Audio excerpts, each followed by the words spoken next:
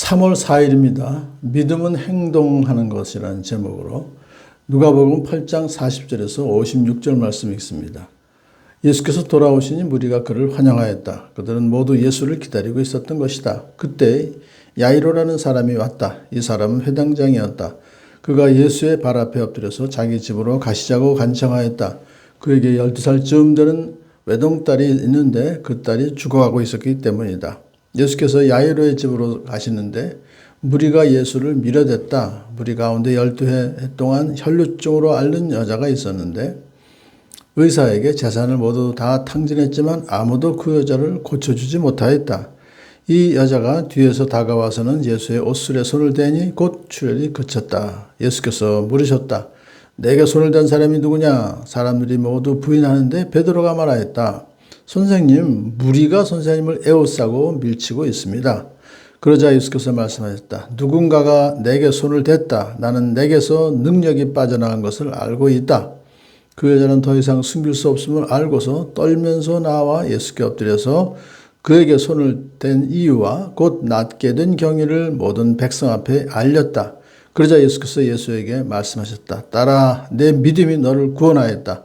평안히 가거라. 예수께서 아직 말씀을 계속하시는데 회당장의 집에서 사람이 와서 말하였다. 따님이 죽었습니다. 선생님을 더 괴롭히지 마십시오. 예수께서 들으시고 나서 회당장에게 말씀하셨다.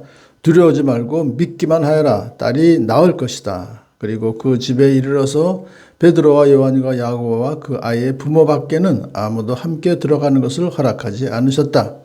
사람들은 모두 울며 그 아이에 대해 슬퍼하고 있었다. 예수께서 말씀하셨다. 울지 말아라. 아이가 죽은 것이 아니라 자고 있다. 그들은 아이가 죽었음을 알고 있으므로 예수를 비웃었다. 예수께서 아이의 손을 잡으시고 말씀하셨다. 아이야 일어나라. 그러자 그 아이의 영이 돌아와서 아이가 곧 일어났다. 예수께서는 먹을 것을 아이에게 주라고 지시하셨다. 아이의 부모는 놀랐다. 예수께서 이 일을 아무에게도 말하지 말라고 그들에게 명하셨다. 두 사건이 이제 같이 믹스가 됐어요. 사실 이 회당장이라고 하는 것은 그 가버나움 지역에서도 가장 그 권위가 있는 그런 사람이죠. 자, 그런데 유대인의 사회에서 가장 존경받고 있는 회당장이 젊은 청년 예수의 발 앞에 엎드려서 자기 집으로 가자고 간청합니다. 보통 일이 아니죠. 이런 파격적인 행동을 한 것은 그의 12살쯤 된 외동딸이 아파 죽어가고 있었기 때문이죠.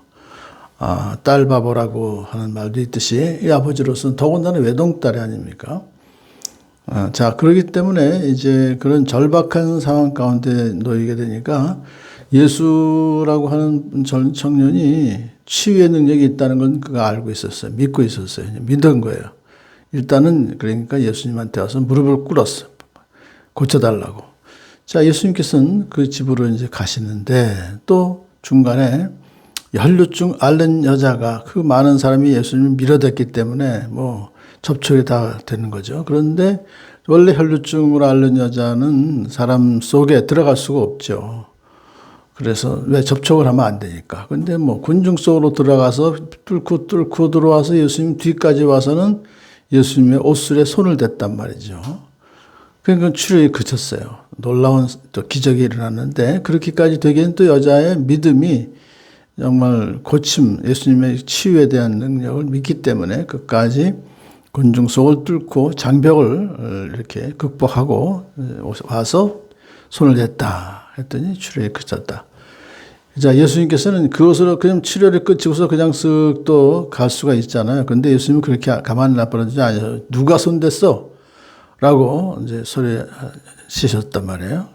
베드로가 아니 이 무리가 선생님을 에워싸고 밀치고 있는데 누가 했더니 어떻게 압니까? 그런 좀 핀잔을 한 거죠. 그러자 예수님께서 아니야. 누군가가 내 손을 댔어. 왜냐하면 나는 내게서 능력이 빠져나간 것을 알고 있기 때문에 그렇다. 굳이 지금 밝히시려고 하는 거예요. 그건 이유가 있어요. 그래서 그 여자가 아이고 제가 했습니다. 그 이유 손을 댄 이유와 낫게 된 경위를 모든 백성 앞에 알렸다. 이게 중요해요. 그 많은 사람들이 저 여인이 혈루증 앓고 있었는데 낫구나. 그런데 그것을 이제 예수님께서는 여자에게 딸아, 내 믿음이 너를 구원하였다. 그러니까 믿음이 치유에 대한 믿음 정도인데 이제는 너를 구원하였다라고 하니까 영혼의 구원까지도 말씀하시는 건데 그것으로 끝나는 것이 아니라 이제는 평안히 가거라라고 하는 것은 너 이제 그동안 단절되었던 관계, 사회적 관계를 다시 이제 회복해라는 거죠. 이제는 다 나았으니까 공식적으로 그 여자에게 참된 평안을, 회복을 이제 선포해 주셨단 말이죠. 자, 그런데 이제 이런 광경을 그 가장 가까이서 회당장은 다 봤을 거 아니에요. 그 회당장 입장에서부터는 아니, 회당장 집에서 살면서 죽었습니다, 따님이. 얼마나 안타까웠겠어요. 좀 더 빨리 가셨으면은 예수님이 아이를, 따님을 딸을 살릴 수 있었을 텐데 하는 아쉬움이 있었지만 적어도 예수님은 정말 치유의 능력이 있으시구나 라고 하는 것을 이제 그거 다시 한번 깨닫게 된 거죠. 근데 어떻게 예수님께서 말하십니까? 그 전가를 했던 그 사람은 선생님을 더 괴롭히지 마십시오. 이미 죽었는데 무슨 예수님이 가서 무슨 소용이 있겠습니까? 부활에 대한 전혀 생각도 안 하는 거죠. 근데 예수님께서 회당장에게 두려워하지 말고 믿기만 하여라. 딸이 나을 것이다. 그랬어요. 딸이 살아날 것이다가 아니라 나을 것이다. 예수님 입장에서 볼 땐 병 낫게 해주시는 거나 부활케 해주시는 거나 마찬가지예요.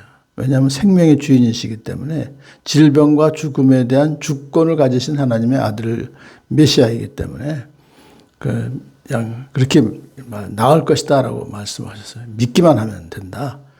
자, 그러자 이제 야이로는 아유, 관두십시오 라고 하지 않고 그 뒤를 따라서 이제 앞에 인도했겠죠. 자기 집에 예수님을 모시고 갑니다. 자, 그러자 사람들이 모두 울면서 얼마나 12살 먹은 딸이 참 귀여웠겠어요. 죽으니까 너무너무 슬퍼하고 있었어요. 예수님께서 울지 말아라. 이 아이가 죽은 것이 아니라 자고 있다. 예수님 입장에 우리가 보통 죽으면 이제 잔다고 그러죠. 근데 그게 아니라 진짜로 여기서는 부활에 대한 그런 지금 마음이 있으시기 때문에 자고 있다.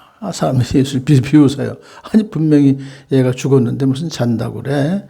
비웃었지만 예수님은 아이의 손을 잡으시고 아이야 일어나라 라고 명령하셨어요. 죽은 자에게 명령하시니까 죽은 자가 일어나는 역사가 일어났습니다. 이것이 부활에 대한 것을 미리 한번 보여주시는 거죠.